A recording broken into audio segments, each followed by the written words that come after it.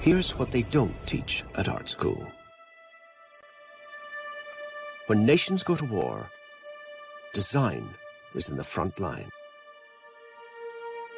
Skills that in peacetime are devoted to making the world a better place are used in wartime to devise better ways for people to kill each other.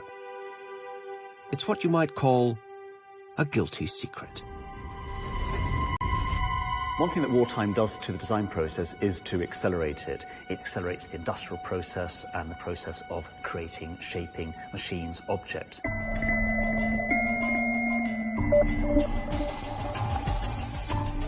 The Second World War was a global clash of politics and ideology. And at the heart of this struggle lay, as ever, a brutal design contest. Our instinct as regimental soldiers at that time was, we're not going to stand much of a chance against this sort of thing. This gun cost £2 7 shillings to make. The Russians make well over 60,000 T-34 tanks. They recommended office work, but I said, no, I want to be a welder. That's an important job, and that's what I want to do. I had no idea what it was. In this total war, excellence would be pitted against ingenuity, innovation against industrial muscle. At stake was not just the fate of the world, but the shape of the world to come. So this chair is sort of the payoff for all the work that they did during the war. People always look at this chair and say, God, it looks uncomfortable. And I always say, you know, we'll have a seat. And then when you sit in it, it's just great.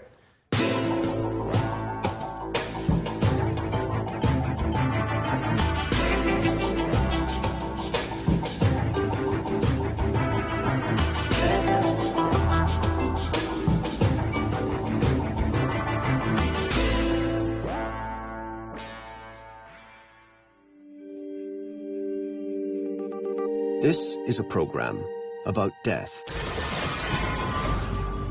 by design.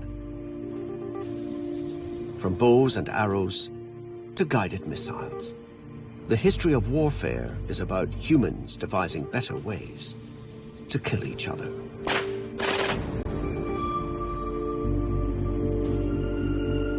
Most of the popular interest in war, of course, particularly in the Second World War, is about battles, about heroes, about dramas. What we lose sight of is the fact that those men in the field, those weapons they're wielding, those planes that they're flying, are only possible because back home somebody has thought very long and hard about how to design those weapons.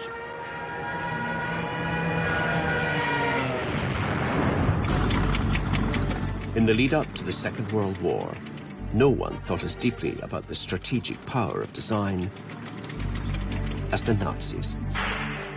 From the moment of their takeover in 1933, they retooled Germany into a military machine designed to deliver the 1,000-year Reich. You can't explain the success of the Nazi regime in conquering most of Europe in a very short time, unless you understand that use of design in some very sophisticated ways. The Nazis inherited an industrial base that already boasted of the superiority of its products through design. Supremacy ripe for appropriation by the self-proclaimed master race. But Germany hadn't always enjoyed such a reputation for excellence.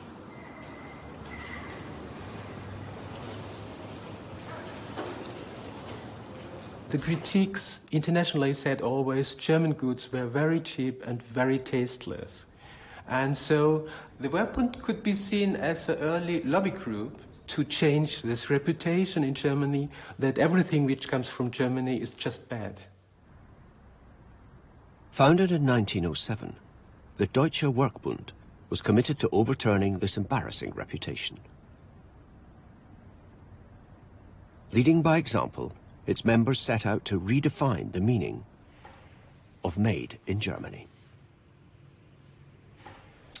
This is a water kettle designed by Peter Behrens for the company AEG in Germany.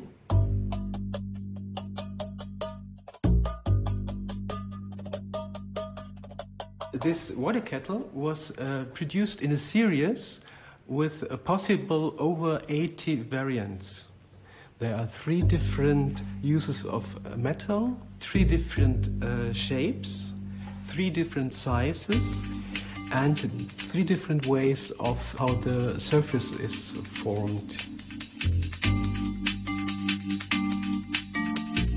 Peter Behrens' work for electrical company AEG was a landmark project. It was about far more than kettles. He created a new AEG typeface, branding for its products, and even designed its factories. A corporate identity overhaul, the first of its kind.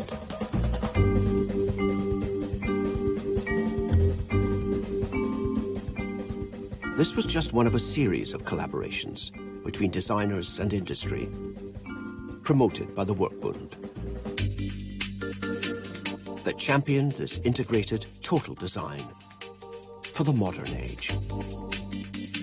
In the Werkbund, there was the idea, if you want to put forward the industrial production of goods, you also have to think about how it looks like and what signature it could have.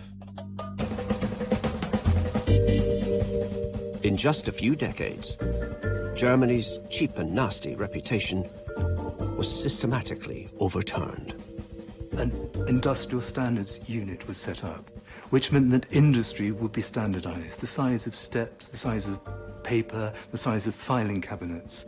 By 1933, what was in place was a very secure sense that standardization in design, a functional approach to the kind of rational organization of industry, became integral to public and private life, even if the German citizen wasn't aware of it.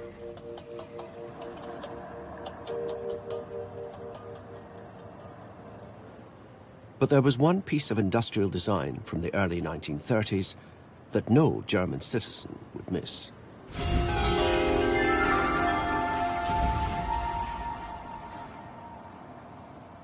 It was made here, in Wolfsburg. There is no other product. Let's be clear about this. There is no other product that is as complex but as simple to use as a car.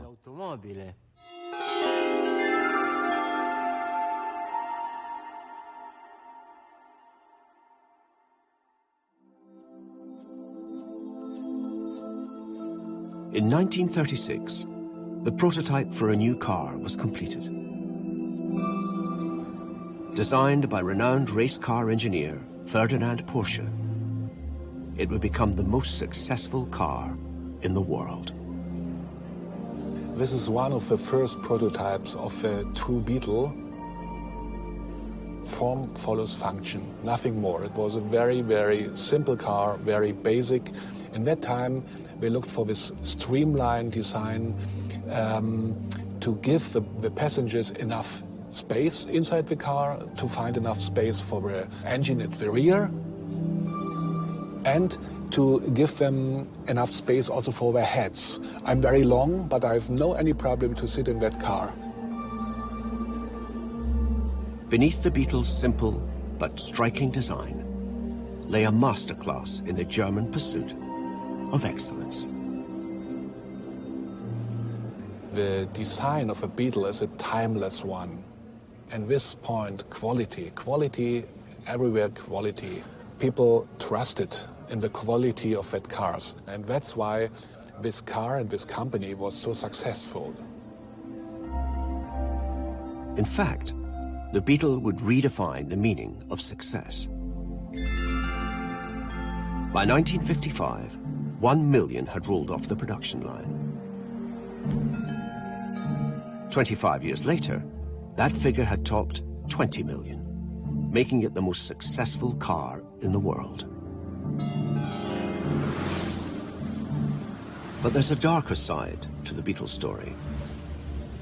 As the Deutsche Werkbund had recognized, design is about communication. And in pre-war Germany, this cute-looking car conveyed a carefully calculated political message on behalf of its client.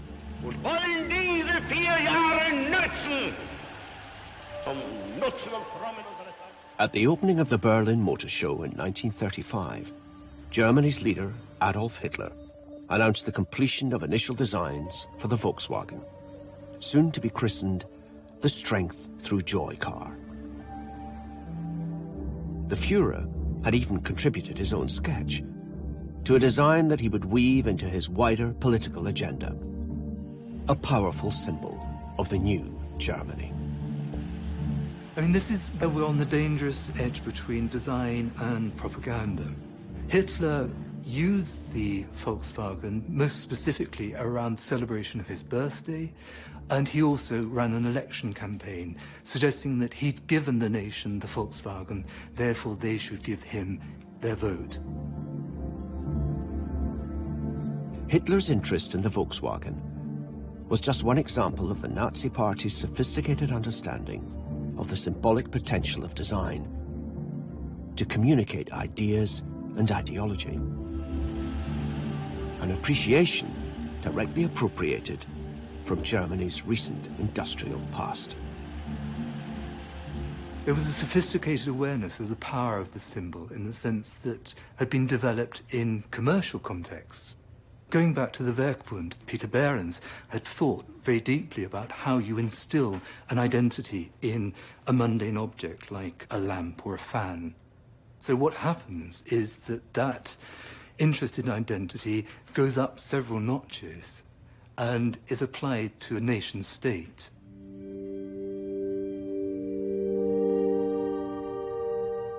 Imagery, aesthetics, branding, call it whatever you like.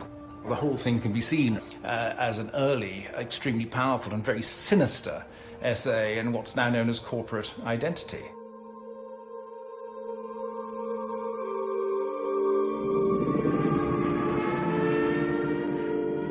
The message behind that corporate identity was heard loud and clear in the skies above Poland on the 1st of September 1939, as German Stuka dive bombers led the first wave of a war machine designed to strike fear into the enemy. As if it's not terrifying enough to find a Junkers-powered dive bomber speeding towards you at 600 miles an hour and about to unleash its 500-pound bomb. There's also this terrifying siren noise.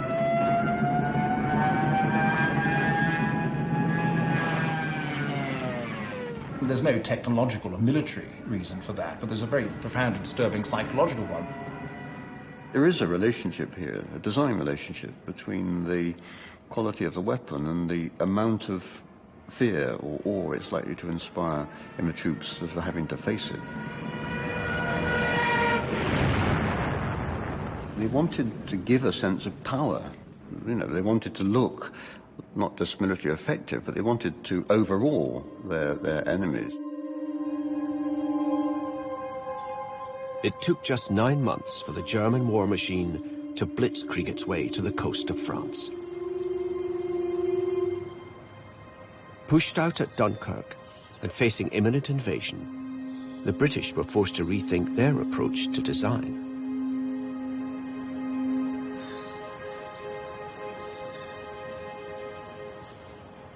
By June 1940, Britain had been soundly kicked out of Europe. we were in desperate need of submachine guns. And on the 12th of December, 1940, a man called Harold John Turpin sat at his kitchen table and designed this, the Mark I Sten gun.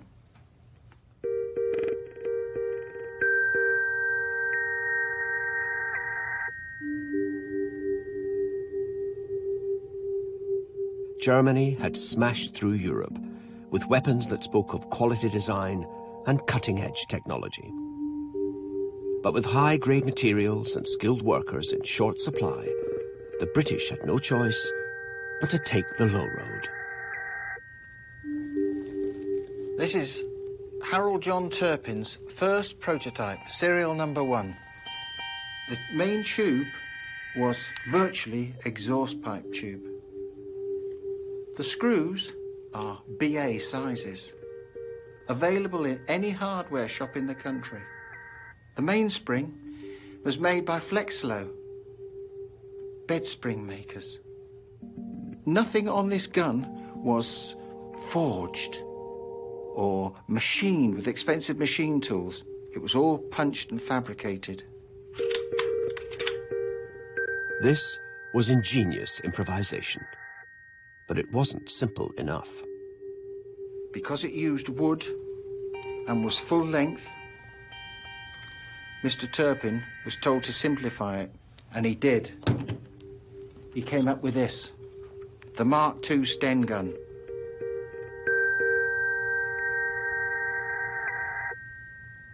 Easy to assemble and use.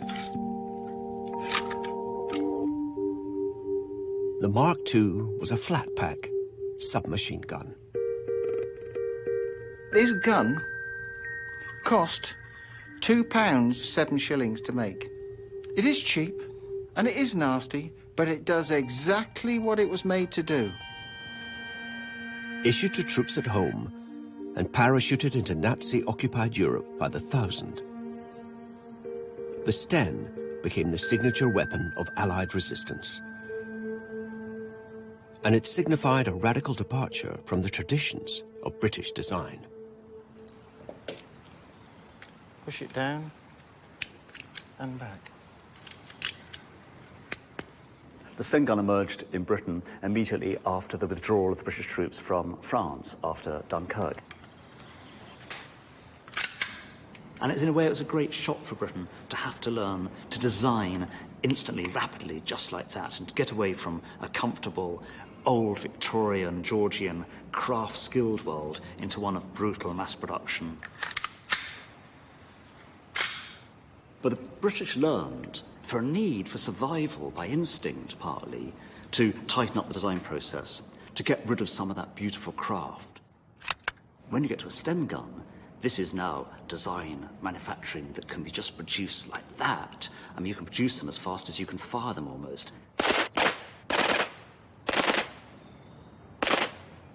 And so that intense simplicity made it could be manufactured by anyone from Polish underground resistance workers to the smartest old factory in Britain. A factory, for example, like this one, in South London, whose pre-war output was a world away from military hardware.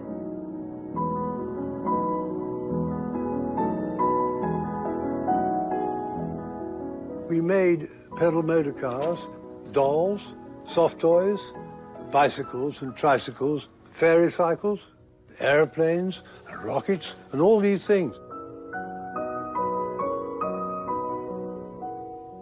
It was most certainly the largest toy factory in Great Britain. It was almost certainly the largest toy factory in the world. Lines Brothers, makers of Triang toys, began manufacturing Sten gun parts in 1941. Founder and toy designer Walter Lines immediately saw ways to improve it. One of the things that my father noticed was the Sten gun, and he looked at it and he said, "Oh no, that's not the right way to make that. So he redesigned it completely, without having previously designed a gun in his life, of course. And he took it to the Ministry of Defence and got an order, in fact, for $500,000 on the spot. Thanks to the toy maker's refinement and the skills of the Triang workforce, the number of parts was reduced from 69 to 48. And production costs for the Mark III fell still further. A welcome case of more bangs for your buck.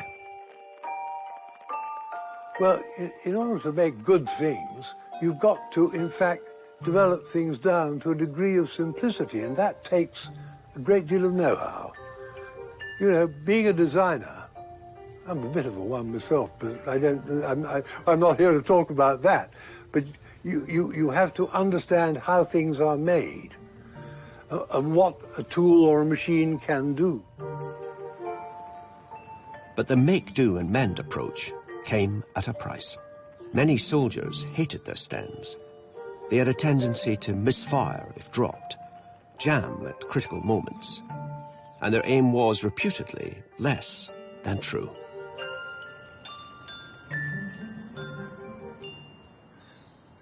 With its back to the wall, perfectionism was a luxury Britain just couldn't afford. But that didn't mean that every piece of wartime design was compromised.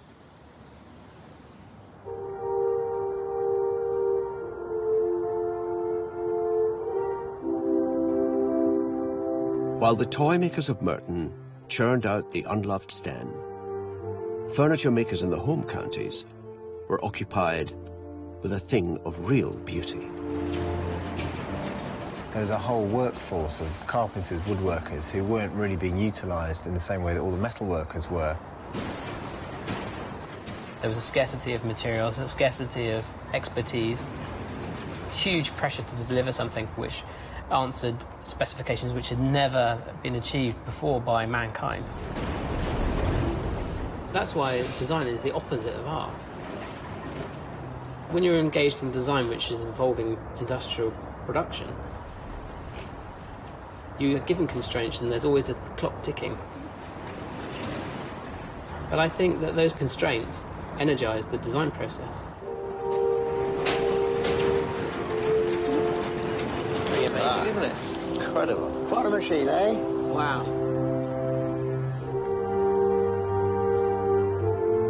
Edward Barber and Jay Oscoby run one of Britain's leading contemporary design companies. Today, they've come to see a groundbreaking piece of aviation history. One which rewrote the rule book.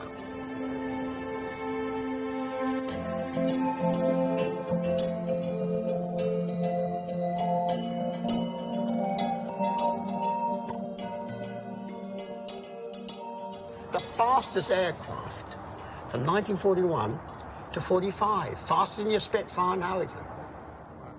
The Mosquito was known famously as the Wooden Wonder, a very high-speed, twin-engined aircraft that would be unarmed. It would be an unarmed light bomber. And the reason it was unarmed was to keep weight down, but it would fly so fast and so high that it could whiz off to Berlin, bomb the Germans, and whiz back without being intercepted by German fighters. If you tap that, you feel it's all wood, timber. It was the first truly dynamic, ultra-high-speed, modern warplane made of wood. The finest piece of furniture this country's ever built. Flying furniture. The Mosquito was the brainchild of the de Havilland Aircraft Company. Made almost entirely from plywood, it used a minimal amount of the metal that was more urgently needed for munitions, and brought an otherwise redundant industry to the front line of wartime production. While I wouldn't like to say that anybody could build a Mosquito, its construction is very widely dispersed. It's a single wing right through the fuselage, so it's not like a lot of aircraft where you put two individual wings on, like the Spitfire. Yeah. It's a single wing right through, which gives it a lot more of its strength. Yeah. Many furniture and other woodworking factories, large and small, have been turned over to the job. There are only 4 bolts which hold the fuselage and wing together, and that's one of them. That's really incredible. I mean, that just looks like something you'd put some shelves up with. If it's to be furniture or mosquitoes, Britain, for the time being, prefers mosquitoes. Here we go. Oh, wow, it's a bit tight in here. How's it going up there, Captain? It's really, really cool. The Mosquito was an ingenious and effective design solution to the shortage of strategic material. It's pretty flimsy, isn't it? But without the obsessive tenacity of its designers, it would never have taken off. What was that for? That must be the throttle. The Air Ministry wasn't really impressed with the Mosquito when Geoffrey de Havilland took it, to the boffins at the Ministry. When the first one flew in 1940, there's a wonderful film that you can see of the first plane flying. Actually, it's taking off for the very, very first time, this wooden wonder. And you can see the Air Ministry buffs and the RAF top brass looking at it, virtually with their hats being blown off, saying, gosh, old de Havilland was right after all.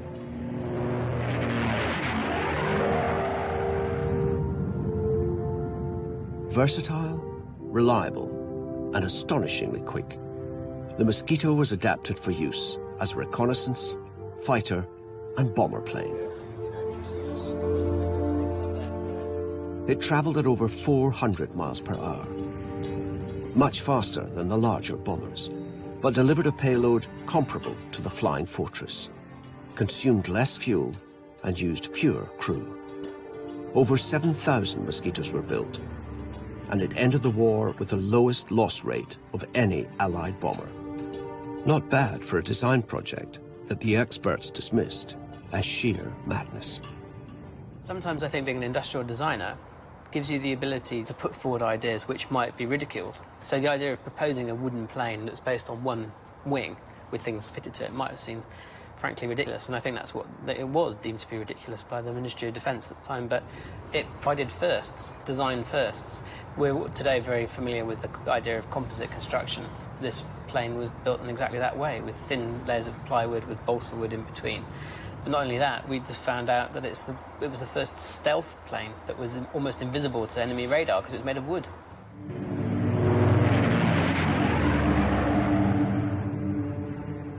Bedspring manufacturers, toy designers, furniture makers. This was the secret army that kept Britain in the war.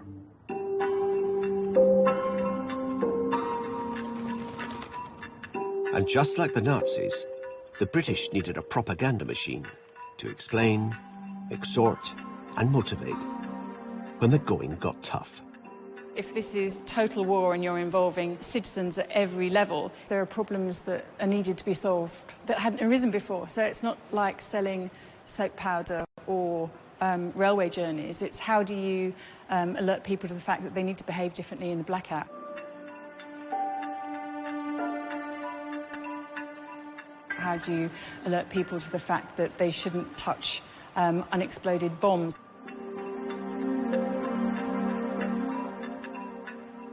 There are new issues that designers were the best placed people to solve, and so that's why you get this kind of fantastic combination of sort of visual acuity, but also this real urgency, because this isn't a commercial enterprise, this is something that matters to the life of the nation. Public information posters, just like all other areas of public life, were brought under state control. Nevertheless, artists such as Abraham Games enjoyed a remarkable degree of creative freedom. When he designed the Grow Your Own Food poster, he had complete control over every element of the design of the poster, every element of the cause of the poster. He wrote the slogans himself. No one interfered with Abraham. It was actually up to the spectator to make that connection between the allotment and the table. And so if the whole idea of these posters is to encourage participation and encourage enthusiasm for the war effort, he brings people in and he persuades them that their participation is important.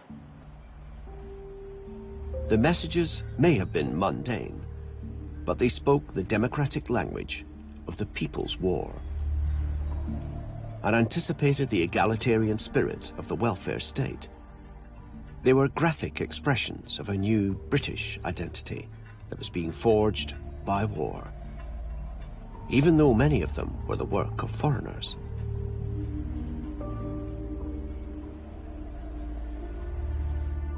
My father, Arnold, was born in Germany, and in 1933, at the age of 14, he felt that the sort of politics of Germany was getting somewhat unstable, and he persuaded his mother that they should leave Germany and move to England, where they had some family already. Suddenly, one day in 1940, he was arrested and he was interned in Canada. He was shipped back to Britain late in 1941, and he was commissioned to design some posters for ROSPA, which was the Royal Society for Prevention of Accidents.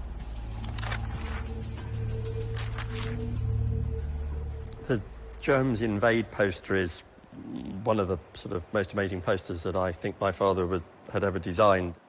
You've got the swastika, you've got a very early Germanic typeface. And then you've got this very solid, get first aid and don't help the enemy.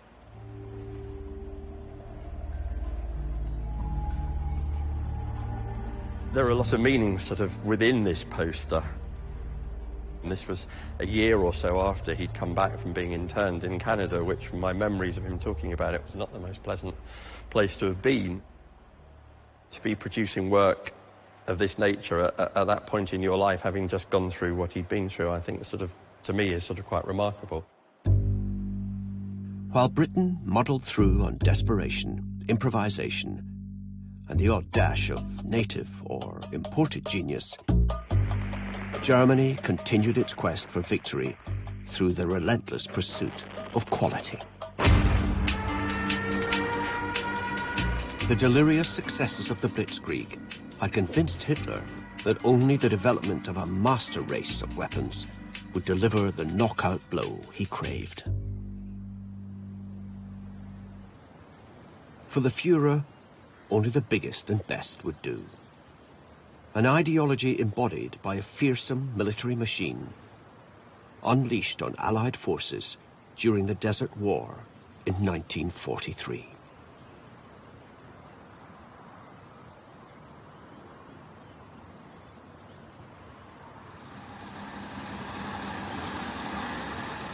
We knew what we were going to do, we knew what the enemy was, or we thought we knew what the enemy was and where it was.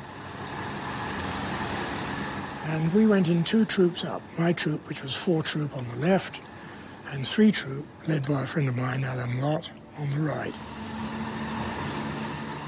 Everything was going smoothly, and we were trudging along quite happily, when there was an enormous explosion on the right side, and I saw Alan Lott's tank blown up, and he blown out of the turret. A massive burn, he was terribly burnt. Well, before I had any time to do anything at all about it, my own tank was hit. It really didn't affect me all that much. What did affect me was seeing Alan Lott and his condition, and that feeling of guilt that I'd survived and he hadn't. In fact, I think I could say that I went back to my bivvy that night and had a thoroughly good cry. Peter Gudgeon's battalion had been unlucky. It had run up against one of the most advanced military weapons of the war, the Tiger I tank. Only one working model survives today, and it's the very same vehicle that killed Peter's friend 70 years ago. Tiger tank number 131.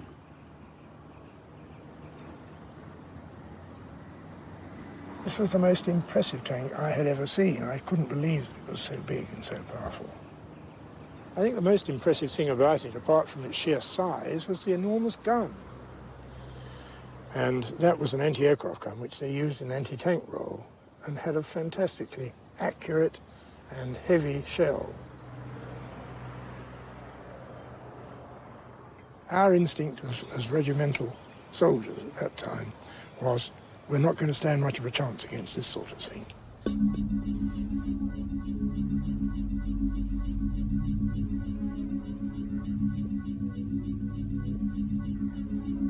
The formidable Tiger was the result of a design competition initiated by Hitler between people's car designer Ferdinand Porsche and engineering firm Henschel.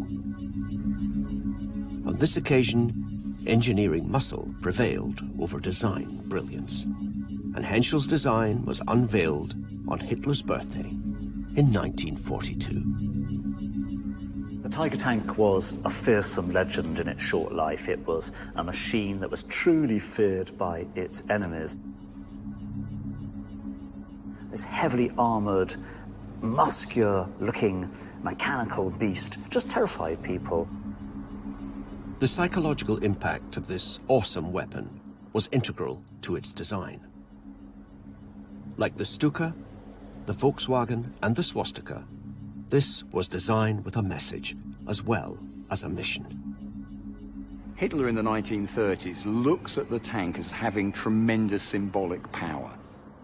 He sees this tank as symbolizing the resurgence and the might of the new Nazi Germany. As a 60-ton piece of propaganda, the Tiger was a huge success. When Tiger 131 was captured in the Tunisian desert in 1943, the Tommies were awestruck, celebrating its capture as if it were an enemy general. Back in England, the Army commissioned a full design report and called in an experienced tank commander, recently invalided out from the front line. I was amazed to find my old friend the Tigers had knocked me out, coming back for examination by me. So I entered that with great enthusiasm. I wanted to know what made it work.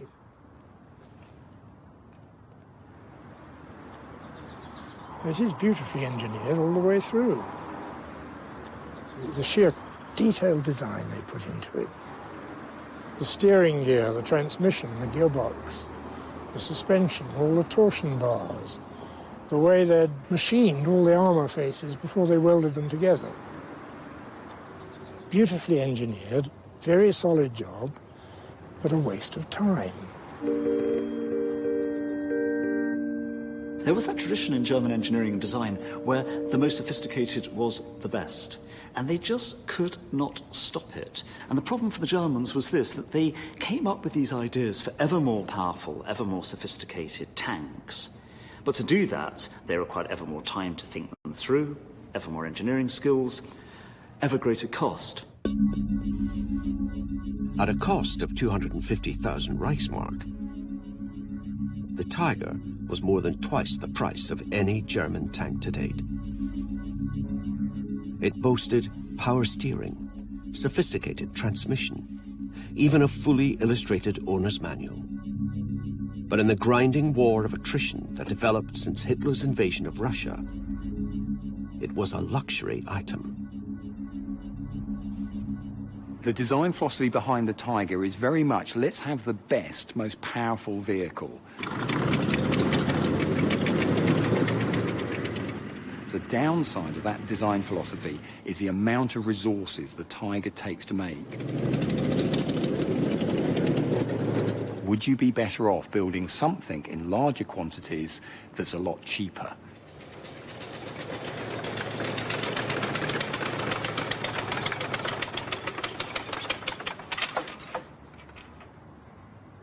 Born from a completely different mindset to the Tiger, this is a Russian T-34 tank. These two weapons represent a clash in design philosophies, exemplified by a simple statistic. They only actually make 1,300 Tiger I tanks. As a comparison, the Russians make well over 60,000 T-34 tanks. They are coming out with these very crude but very effective vehicles in such quantity that whatever your quality, these T-34s are going to get you in the end.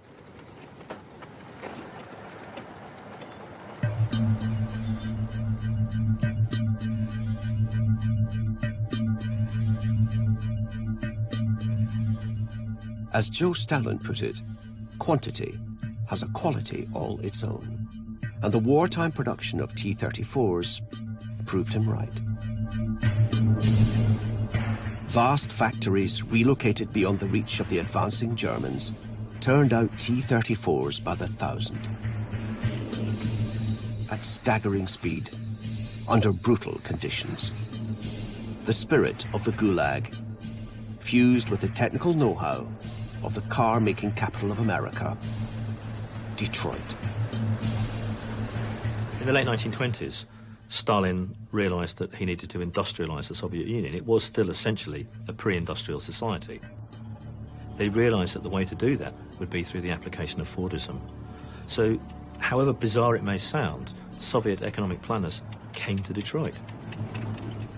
And they enthusiastically imported these ideas back into the Soviet Union. To the extent that the architect Albert Kahn, who designed all of Henry Ford's factories in Detroit, opened an office in the Soviet Union and designed something like 300 factories in the 1930s. Just 3 months after Tiger 131 had blitzed Peter Gudgeon's battalion in North Africa, German ground forces were swamped by thousands of T-34s at the Battle of Kursk, the largest tank battle of the war. Kursk halted German advances on the Eastern Front for good. German design excellence rendered irrelevant by Soviet mass mobilization and American mass production. We shall produce 45,000 tanks. Design is a process. Design is not style. The key thing that the Americans understood is just that.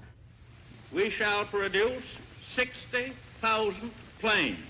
When you set out to design any object, whether it's a gun, an aircraft, a ship, a locomotive, a uniform, a pair of shoes, you think of not just the end product, what it's going to look like, you think of how you're going to make the thing. With the unbounding determination of our people, we will gain the inevitable triumph, so help us God. Like Joe Stalin, FDR believed in quantity. When America entered the war, President Roosevelt vowed to outproduce the enemy. Ford workers set about adapting their car-making skills to produce aircraft, and Detroit rebranded itself the arsenal of democracy. Ford promises that he will set up the most extraordinary mass production facility of all, a huge aircraft production center at Willow Run, where he wants to produce B-24 Liberator bombers, and he wants them to roll off the line like a car once an hour. And by the end of the war, that's what he's achieved. A finished aircraft once every hour.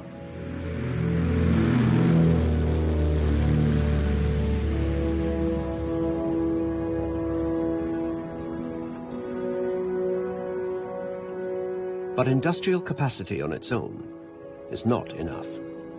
Without a secure supply chain linking America to Europe, the war could not be won. And in 1942, German U-boats were sinking Allied cargo ships in the Atlantic faster than they could be replaced. Some of the rates of losses early in World War II were shocking. It didn't look like anybody could keep up with that kind of a loss, but we did. It took a designer of genius to come up with a solution. Shipbuilder William Francis Gibbs jettisoned centuries of tradition with a design for a cargo ship that could be mass-produced, just like a Model T or a T-34.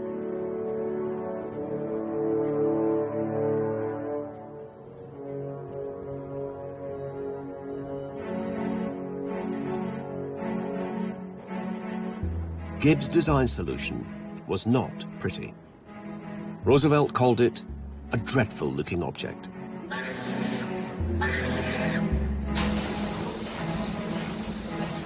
But its prefabricated steel parts, welded together on a Ford-style production line, meant the Liberty ship could be produced faster and cheaper than was ever thought possible.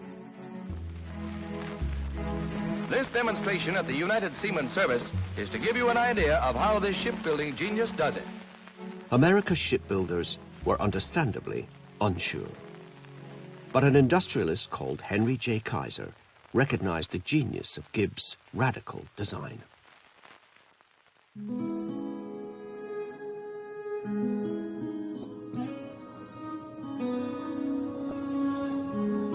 In Richmond, California, Kaiser built a Liberty ship production line that made him a hero of the American war effort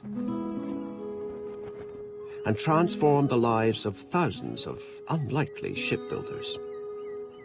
My husband and I, every Sunday, went for a drive. And this one Sunday, we had another couple with us. And the guys are talking about, they thought they'd get a job. They'd learn to weld, go to school, learn to weld, and get a job in a shipyard. And for some unknown reason, I piped up and said I wanted to do that too. Had my car radio on, and all of a sudden this loud voice said, "Women, do something for your country. Go to the Richmond shipyards and be a welder." And I thought, wow, that's an important job. They're asking on the radio for us to go do that. They recommended office work, but I said, no, I want to be a welder. That's an important job, and that's what I want to do. I had no idea what it was. America recently created a record by launching 14 merchant ships in one day. At Richmond, California, the Ocean Venture. She's the first of a new series of 312 emergency cargo ships to meet the crisis in the Atlantic.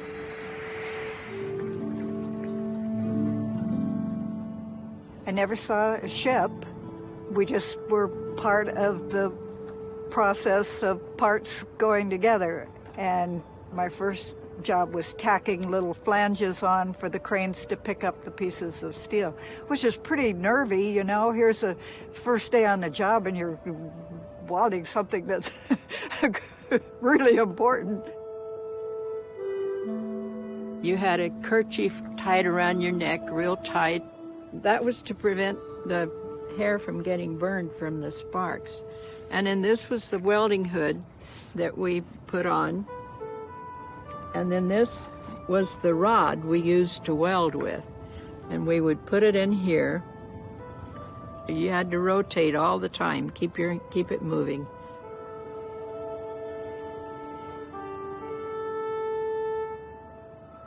Everyone was contributing something to the war effort. And of course, a big motivator was that paycheck. You know?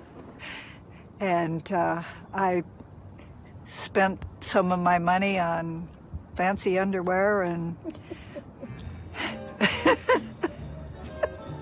and Frank Sinatra records. Holding hands at midnight. By the war's end, 2,700 Liberty ships were launched. As, inspired by Kaiser, shipyards around America vied with each other to cut production times. Exactly 24 days after they laid her keel, a Liberty ship's ready for launching. Nice work if you can get it, and you can get it if you try. There's Henry Kaiser, that withered shipbuilder, who isn't satisfied. 18 days should do it. And with Henry J. Kaiser, he sees a new record, a prefabricated Liberty ship which had been put together in 10 days. And with the launching of the Robert E. Perry, Kaiser's men send a prefabricated ship down the ways in 4 days, 15 and a half hours. Victory can be prefabricated, says Henry Kaiser. The Axis sneered at our production might, but it's haunting their dreams today.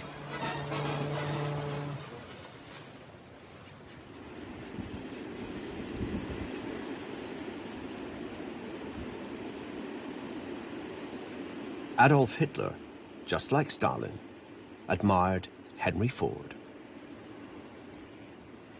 Henry Ford received the highest award that it was possible for a non-Aryan to receive under the Third Reich. Hitler had a picture of Ford on his office wall in the Chancellery building, and Henry Ford was, a national hero in Nazi Germany.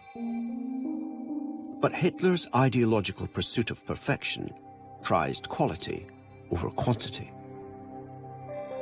And by the time the Nazis grasped the importance of mass production, intensive Allied bombing had rendered German industry all but impotent. Out of sight of the Allies, however, there was one area where production line principles made perfect sense to the Nazi ideologues.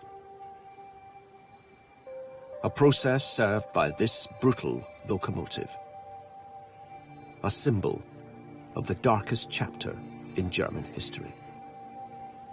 The Kriegslok was the one great example of the Germans doing something that the Russians and the Americans knew how to do well. It is almost a one-off.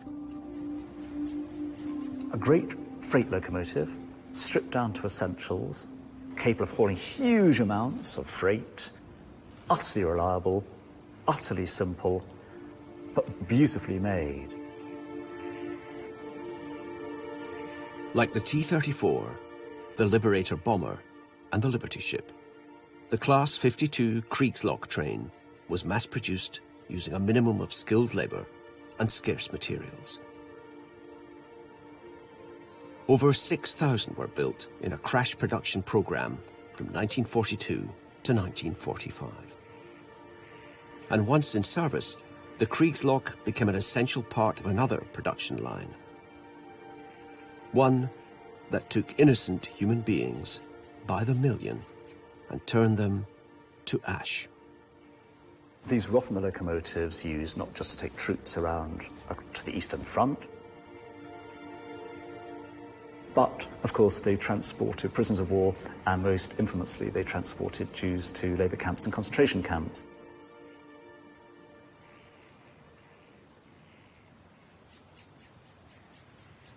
Between 1941 and 1945, the Nazis murdered more than 3 million people in extermination camps.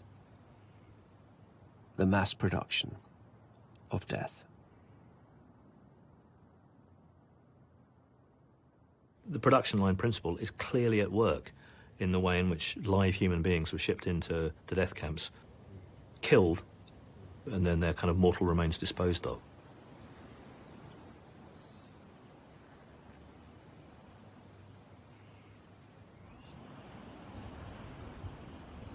The alliance of design and mass production had proved itself able to meet the life-or-death demands of a global war. But what did it have to offer a post-war world, where quantity was no longer the greatest good?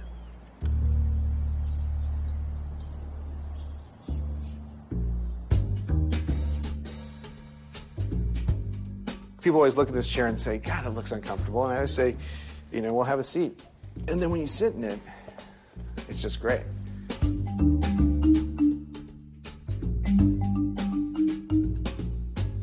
In 1999, Time magazine named this chair, by Charles and Ray Eames, the chair of the century. The lounge chair wood was the Eames breakthrough moment, and the springboard for a range of furniture that would express the optimism of the post-war world. But this work evolved directly from their experience during wartime, and a deceptively simple question. Well, you look at this chair, and it's actually a very simple chair. It's very elegant. It's actually not a very well-known chair, but I think it's a very important chair. And it, you know, may look kind of unassuming in a way, but it's the beginning of a journey. And it's a very simple idea. It's a two-dimensional curve. You can kind of look here and see that the curve is not going this way at all. Basically, if you had a piece of cardboard, you could make this form. And Charles, in particular, was really interested in this idea. Could you make it almost like a bucket? Could you make it have a three-dimensional curving in it? The Eames began to explore the possibilities of plywood. Bending it was relatively simple. Molding it in 3 dimensions, like rubber, and on a mass scale, was something else. The demands of war provided the germ of an answer.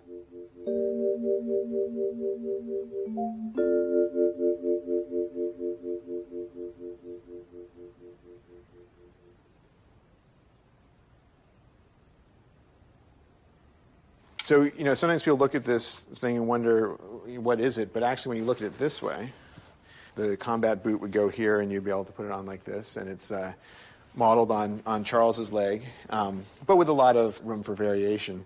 You can see that they still haven't figured out how to make a three-dimensional curve exactly. They have to cut the wood right here to relieve the tension of the wood. They also have all these holes that also relieve the tension of the wood so it won't splinter. So they're right in the middle of understanding what it takes to mold plywood. The Eames splint design was a compromise. But even if the curves were not perfect, more than 150,000 were made for the US Navy. Like the Sten gun or the Liberty ship, good enough today trumped perfection tomorrow.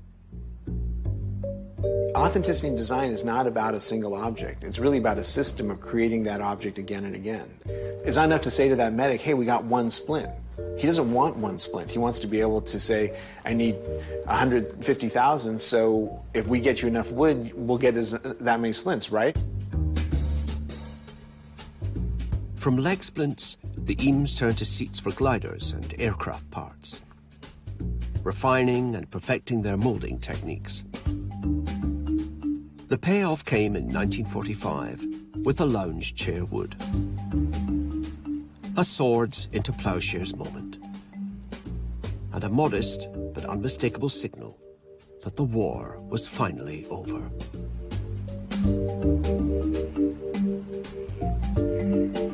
They were trying to make the seat and back of the chair one, and you look at this chair and you can obviously see they didn't do it. That the seat and back are separate. But they, after all this experimenting, they realized that the honest use of this material was to separate the seat and back. That you couldn't really do it. You couldn't make the shell out of plywood.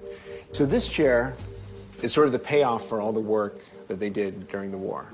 And that's, I think, why the wartime experience across the board, not just for Charles and Ray, was so fascinating, is that there was a combination of being visionary about these designs and being pragmatic at the same time.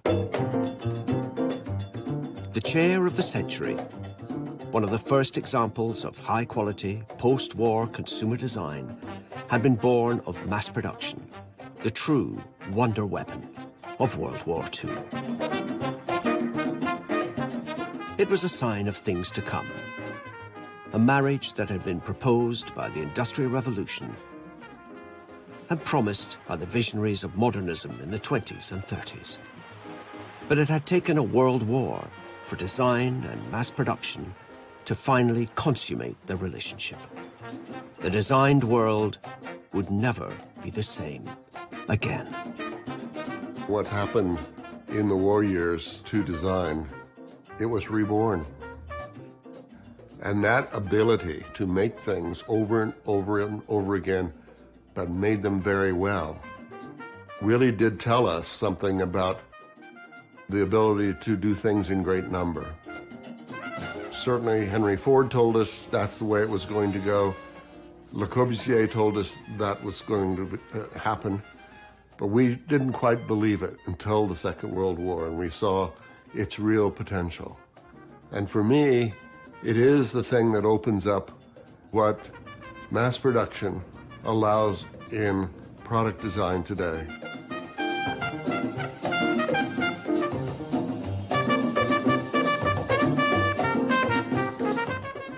Part-time vicar Peter Owen Jones is overwhelmed with gifts from cakes to dead ducks. How to Live a Simple Life concludes in an hour. Before that, a semi-final with a difference. 5 contestants compete for one last place in the final of Mastermind, next on BBC Two.